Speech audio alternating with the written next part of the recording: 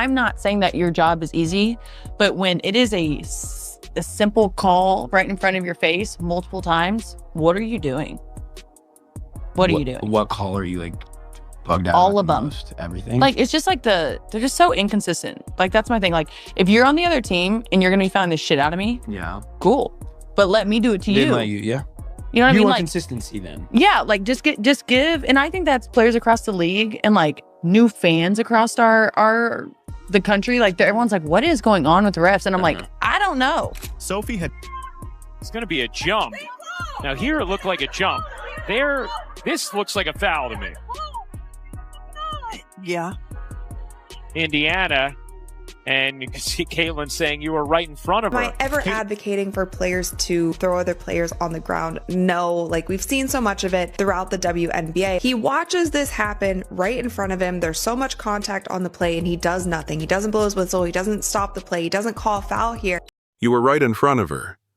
7 words echoing off the hardwood, cutting through the noise like a buzzer. Not a highlight, not a stat, a warning. Because what happened in Seattle wasn't just a missed call. It was the moment everyone watching said, enough. We have updates and our recovery's going well. You know, it's just, I think for us staying the course and making sure that we're really diligent about each step that we take and that we don't have setbacks and that we're patient with it. I know she wants to be out here on the floor and we want her out here on the floor, but making sure that she's ready is the most important thing. You know, I still don't know how far we are. We're going to take it one step at a time, one day at a time. The officiating in the WNBA, I kind of already went off on it, but it's just atrocious. Really, really bad. Like, there have got to be rules to present overt physicality from dominating the game. And that's what we've got. We've got it in the NBA, we've got it in the WNBA. Nobody wants to call a bunch of fouls, but these officials don't know what a foul is and a foul isn't. They can't even tell when a ball goes out of bounds. Like, you've got 2 million plus people watching some of these games. You have got to have a correctly officiated product, or at least confidently officiated product, and competently officiated product. And yet, in the middle of all that chaos, Indiana walked out with a road win, a streak still alive, and a new identity forming without their superstar on the floor. I don't even know what the players can do because the players aren't being protected. And I know so many of the times, like, we're talking about this when it comes to the Indiana Fever, but this does happen across the league. There are many plays that we could pull up. Do you guys have any suggestions on what can actually be done? This year, it's not just Caitlin Clark. If you wear that Indiana Fever jersey, consider it done. The refs are not going to be fair, and they are going to cheat and do whatever it takes to do what the higher-ups say. But that's not the whole story. Not even close. It started as a nothing play. A tangle, a bump, the kind of contact you usually forget by the next possession. Then the whistle didn't come. A collision shook Sophie Cunningham loose, the ball squirts free, and the official stands there. And I got scratches on my face, I got scratches on my body, and these guards on the other team get these ticky-tack fouls, and I'm sick of it. I get fouled like that every possession. Ricky gets fouled like that in the post all the time, and they don't call it, and I don't know what else to do. Like, it's really frustrating though. I'm like, I feel, I mean, there's multiple shots at the end of the game, either go into the third, into the fourth, where they're just coming in. Gabby Williams storms inside, can't finish it, follows it up into the arms of Bibby, just signed for the rest of the season by Indiana. Been a perfect fit at the stretch 4. Cunningham connects on a 3. And you just look at her frame, 6'6" and super long. Cunningham connects on another 3. Eyes wide, arms still. The bench rises. The arena buzzes. And from the sideline you hear it. You were right in front of her. No filter, no PR polish. Just the raw frustration of a league that keeps asking for consistency and getting a shrug. That single line traveled faster than the box score. Sophie the blonde bomber. Sophie the trophy lit it up again tonight. Man, she has been nothing short of spectacular as of late. 5 of 6 from the floor, 4 of 5 from 3, 3 for 4 from the free throw line, 17 points, 2 assists, 5 rebounds. Sophie, the blonde bomber, has been on fire. Sophie stepped it up in a big time way. That is what you need. When your best player is out, you need the ancillary pieces. Big games from Sophie Cunningham, the only player on the Indiana Fever to make her three tonight. The Indiana Fever were 4 of 21 from downtown, and Sophie Cunningham hit all 4 of those threes. 17 points. And the difference between this and the Lynx game, which was Sophie Cunningham's last really good breakout game, this wasn't late. This was, oh, we're struggling offensively. Somebody needs to come through, and Sophie Cunningham came through for us. It wasn't just about one shove or one ref. It was a mirror held up to a problem that's been building for months. Games getting more physical, whistles feeling random, and players convinced they're rolling the dice every time they drive the lane. People can argue judgment calls. The Fever did everything possible to blow a game, but still come out with the win. That was a near epic level collapse, folks. Wow, it should have never gotten that close. Lexi Hull, Stephanie White waited till the very last minute to put Hull in on defense. She should have been in there from 2 minutes in, 2.5 minutes in on defense. They could not seem to get a big rebound to save their life, and this almost turned into a disaster. The Indiana Fever just almost pushed me to a heart attack. The Indiana Fever nearly blow a 12-point fourth quarter lead. We allow the Seattle Storm to go on an 11-0 run in the fourth quarter. Stephanie White, I keep telling y'all, I don't trust her. I'm sorry. We give up a 11-0 run within the last 4 minutes to let this team cut the lead down to 1. What they can't accept is confusion, and what came next would only turn up the heat. The scoreboard says Indiana 78, Seattle 74. But the path there was anything but simple. Indiana built a cushion, then watched it melt.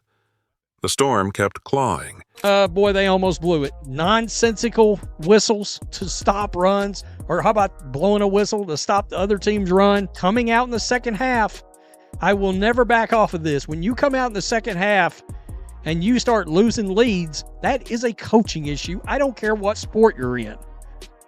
All right? Because what that tells you is the opposing coach went into the second in the halftime, made adjustments. The other team comes out and they start figuring it out. Well, it's up to your coach. It's up to your coach. AB's been huge for us. She's really been the key. She came into this league predominantly playing on the low block, getting a lot of post touches when she was in college and her rookie year. And then, last year, her first year with Caitlin, playing a lot in the two-man. And then this year we're asking her to be a facilitator as well. A hub for us on the offensive end of the floor while being more versatile on the defensive end than she probably has ever been. And she's just continued to step up to the challenge and grow and be better. She's really the rock of our team. And with the clock sliding under 5 minutes, you could feel the floor tilt. Seattle staged a run. Indiana stalled. That's when the game went full weird. A single Storm possession where the ball seemed magnetized to the rim. Kelsey Mitchell could not get it going today. And I told y'all, she is a roller coaster. You got to remember, she went off versus the Sky. Then she was, 8 for 24. Then she had a good game. Then she was down again. Then last game she was up. This game she's down again at 3 of 16. This is Kelsey Mitchell. She's a roller coaster. She's a roller coaster. She gave you 9 points on 3 of 16, shooting 0 of 8 from 3. Players looking like they need a breather. Yes. Cunningham lays it in, going backdoor on Diggins. Well, what happens off a deflection from a defensive player if it hits the rim? Shot clock still would reset. It doesn't have to be a shot. As Howard somehow spins that in, plus the foul. You see her cutting through the lanes. Skylar Diggins is inside, so she's the one left to take the Howard cut. What a tough shot by Natasha Howard. But never in. Miss, tip, swing, miss again. 4 clean looks. 4 clanks, 1 collective gasp. That mini-movie told the truth about the night. Indiana didn't dominate. They just refused to fold. There were reasons. Natasha Howard worked the gaps, found her spots, and kept stacking points until the pile hit 21. I'm really proud of you guys. There were so many ways in a close game and in game situation where we grew today that were huge for us, y'all. That will pay dividends. So great job. I'm proud of you guys. Everybody contributed. Everybody came in and gave us a lift. Kels, I know it was a tough shooting day, but the way you facilitated and that one big jumper that you made. Right? We dug in and got stops when we needed to. I mean, big time win, y'all. Big. That's a PNW win. W's in the chat. W's in the chat. Oh my gosh. That one just aged me, but we're getting better. Shoot, good win. Win's a win. A dub is a dub, so keep on rolling. Aaliyah Boston fought the boards, ducked in, and then exploded late. 9 straight points by herself. The kind of surge that flips a mood from panic to, we've got this. And Sophie? She hit back-to-back threes just when the Fever's offense needed someone to say, follow me. It shows the growth that we've had as a team because early in the season we were just so inconsistent, and if teams were to do that, we would normally lose those games, but it just shows that we're getting closer, we're trusting each other, and we're just, I think that's the biggest part, is trusting and knowing that we can win those games even if they go on runs. Indiana's lead hit double digits. The building quieted, and then the storm slapped back. By the final minute, it was tight, anxious basketball. Every pass felt heavier. Every closeout felt a step late. One side missed a tying 3. The other side made just enough plays to escape. You could call it a coin flip. Indiana calls it 5 straight. But that wasn't the lesson. The lesson was who stepped up when the game wobbled, and who didn't. Sophie Cunningham's lines don't lie. 5 makes on 6 shots, 4 triples on 5 tries. It's been a lot of ups and downs in the WNBA this season. To take care of business in a winning streak like this, what does that sort of say about how this team's come together? Yeah, you know, Seattle's a great team, a great team, and it's hard to play here. And so we knew that. We knew that they just came off kind of a bad loss against LA. And so they were hungry for a win. But for us, it's not about other teams. It's about our standard. It's about stacking the days. And I think that where our mental's at as a team and as individuals, we're in a really good spot. And, you know, it's not going to be easy moving forward. But I think today we stayed true to the scout. We trusted the offense. Kelsey has been having a hell of a season. She was a little bit off, but she facilitated for us offensively down the stretch. And it just shows that everyone has something to give, even if your scoring's not going to be there. But I don't know, I'm just proud of our team, and I'm proud that we stacked today. Efficient, timely, mean in the best way. And the craziest part? She was the only Fever player to sink a 3 all night. If you're looking for a definition of swing piece, that's it. This isn't just a hot hand, it's a new role. For years, Sophie was known for grit, for bumping cutters, for never backing down. She's still that. She'll cut through contact like it's a suggestion, but now she's something more. A release valve with a green light and the nerve to use it. When the offense bogs down, she doesn't overthink. She hunts space. She fires. She turns dead possessions into points you remember. Off the court, the voice got louder too. She poked the bear and took the fine. She joked about it, then doubled down. That edge plays on camera and in huddles, but it matters most in moments like Seattle, when a teammate bricks 3 in a row, when a crowd leans in, when everyone's secretly wondering who's going to blink. Sophie didn't. She fed the run.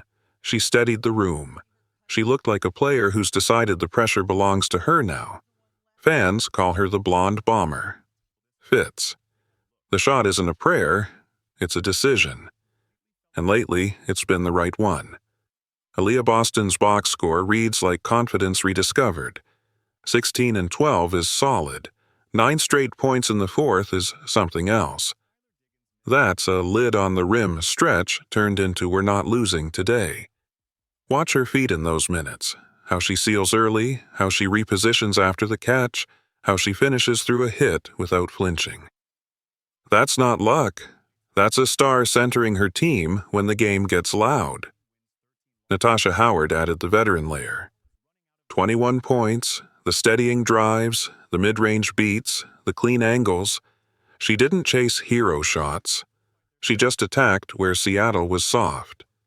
Sometimes veteran leadership is a speech. Sometimes it's a shoulder. You lean on it until the floor stops tilting. It was needed because Kelsey Mitchell had a night you tuck out of sight. 3 for 16, 0 for 8 from deep. It happens. The problem wasn't the misses. It was the timing. Every time Seattle nudged, it felt like the ball found her for a momentum shot, and the ball just didn't listen. The fix wasn't to force it. The fix was Boston and Howard saying, "We'll carry it." And they did. Here's where the conversation gets messy. The league loves to say officiating is hard, and it is. Players know that. Coaches know that. Fans even know that. But hard isn't the issue. Consistency is. Nobody asks for 60 whistles a night. They ask for the same call on both ends, the same standard on Tuesday and Thursday, the same protection for drivers whether they wear a name you recognize or not. Coaches have snapped. Becky Hammon called it awful. Guards like Kelsey Plum have walked into postgame scratched up, shaking their heads at numbers that don't match the bruises. Teams feel like the line shifts quarter to quarter, possession to possession. And if you push back, it's a fine. If you swallow it, nothing changes. Then the league office chimed in with the line that poked every hornet's nest at once. Winning teams don't complain. Losing teams do. Fine. But what happens when a winning team complains while they're winning? What happens when clips of obvious contact meet silence? What happens when a star on the bench says the quiet part out loud, "You were right in front of her," and the answer is a shrug? That's not just a ref problem anymore. That's a credibility problem. As if the whistles weren't enough, the league got hit with something it absolutely didn't need. Fans throwing shit on the court. Literally. Neon, plastic, idiotic distractions that turn a tight game into a hazard. One landed near Sophie.